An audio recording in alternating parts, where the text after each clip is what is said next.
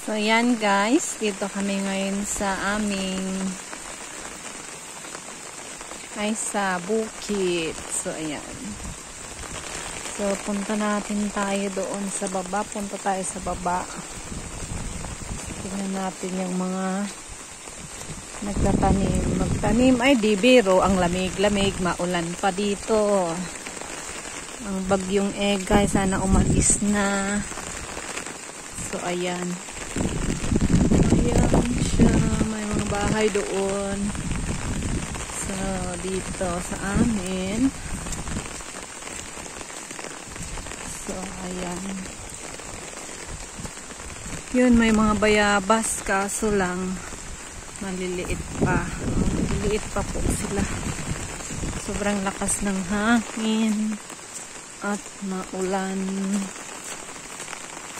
Tingnan po natin sila doon. Oh, ayan sila.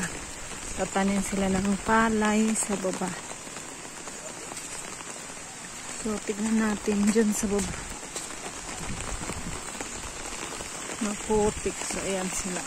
Ayan. Tatanim ng palay. So, magulo. So, ayan.